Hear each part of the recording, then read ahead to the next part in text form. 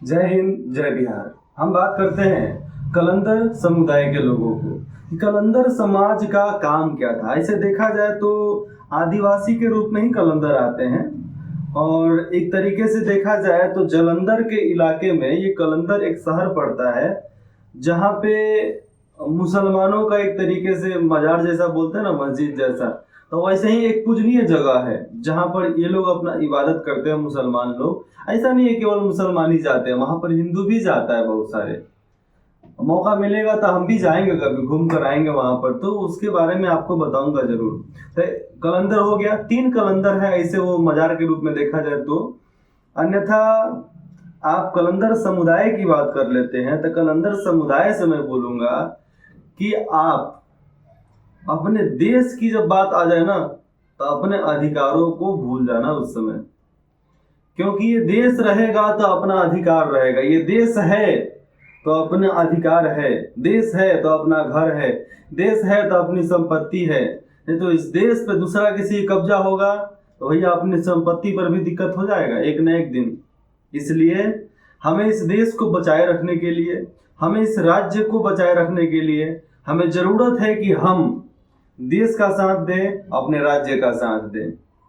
और हाँ, मैं बताता हूँ, जो भी कलंदर समुदाय के लोग हैं, अगर वो सक्षम हो गए हैं कि सरकारी सेवा के बिना ही हम कुछ कर सकते हैं, बहुत कुछ कर सकते हैं, पढ़े लिखे जो हैं, उनको अपने समुदाय के लोगों को मोटिवेट करना चाहिए, उनको समझाना चाहिए, उनको काम पर लगाना चाहिए, उनको अलग अलग बिजनेस के आइडियाज देने चाहिए। ऐसा नहीं कि आप निकल गए तो निकल गए, दूसरे को पीछे ढकेल देंगे, नहीं।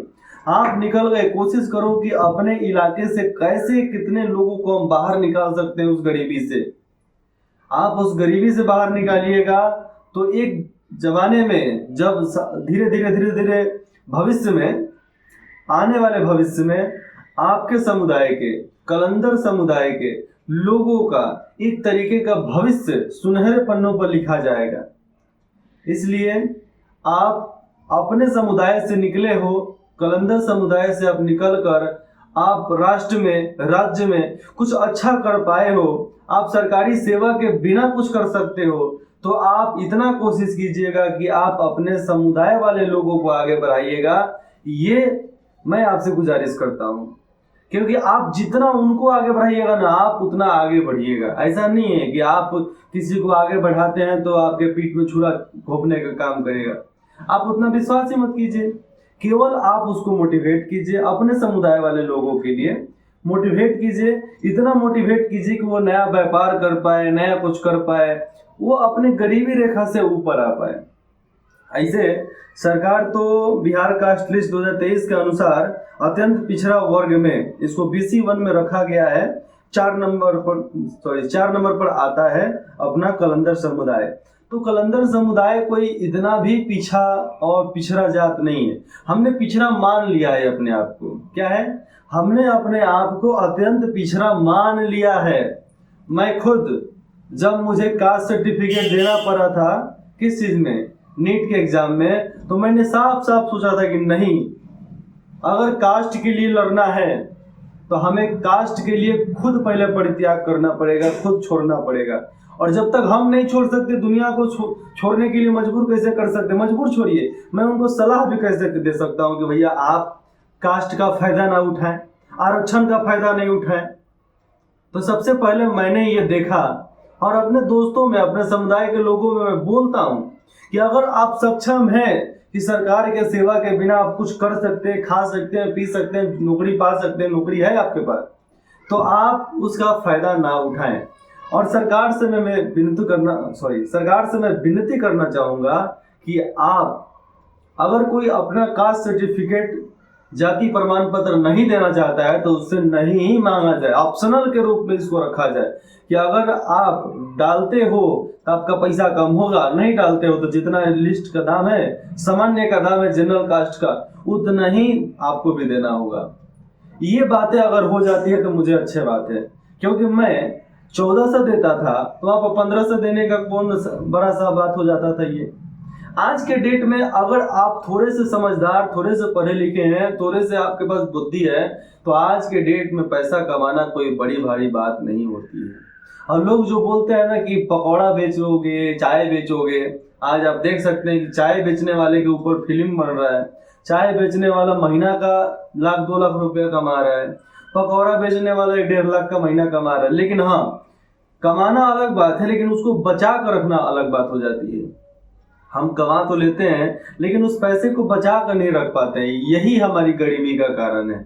अगर हम सीख लें, हम समझ लें कि जितना पैसा हम कमा रहे हैं खाने पीने उड़ाने में इसका इस्तेमाल ना करके उसी पैसे का इस्तेमाल हम अपने डेवलपमेंट के लिए करें, हम अपने बाल बच्चों के डेवलपमेंट के लिए करें, तो वो पैसा हमारे लिए सार्थक एक पुल बनकर सामने आएगा।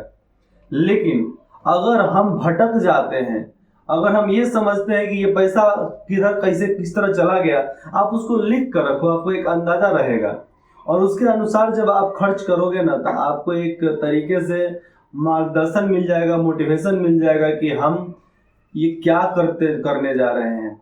बच्चों को पढ़ाइए लिखाइए कि वो आपको समझा पाए, आप नहीं समझ सकते तो। मैं देखता हूँ हमारे ही घर में ऊख पेरने वाले लोग रहते थे, ऊख का जूस निकालने वाले रहते थे, तो ये लोग कमाते बहुत थे।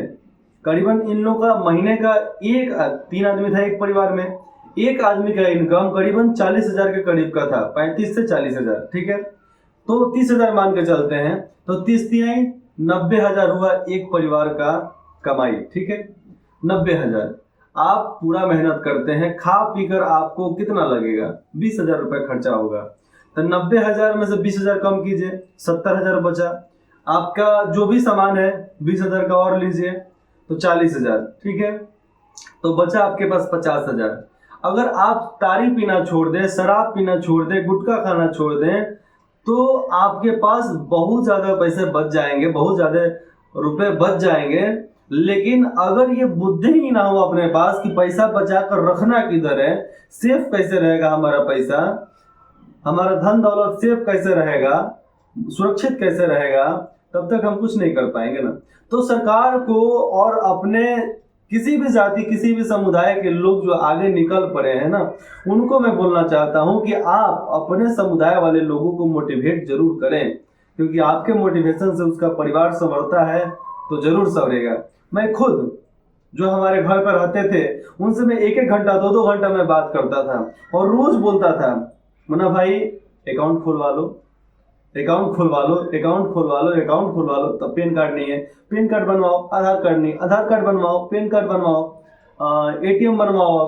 तो सब चीज मैंने जब तक हमारा घर पे रहा लोग उसके पहले तक उन लोग का पैन कार्ड बन गया, आधार कार्ड बन गया और उनके अकाउंट भी खुल गए थे। जो बैंक नहीं खोल रहा था उनको बोले कि जबरदस्ती जाइए, आप उनसे बोलिए कैसी ऐसी बात है, खोलिए मेरा अकाउंट। तो बैंक वाले ने अकाउंट खोला, अकाउंट खोलने के बाद उसमें पैसे डालना चालू कर दिए लोग।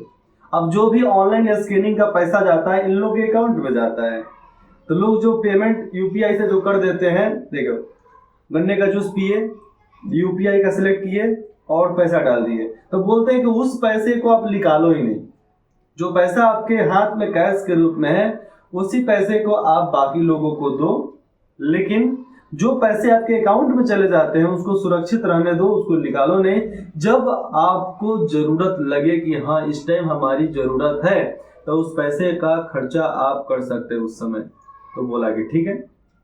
और आने वाले भविष्य में अभी के डेट में मैं बताता हूँ तो एक बचत के रूप में सामने आया है वो अकाउंट। आज वो लड़का एक बचत करने के रूप में सामने आया अपने परिवार में। तो ये सब बढ़ोतरी है, ऐसे मोटिवेट करना चाहिए आपको हर किसी को। अगर आप कर सकते हैं तो आप राष्ट्र के लिए, आप देश के लिए बहुत कुछ कर रहे हैं। जय हिंद, जय बिहार।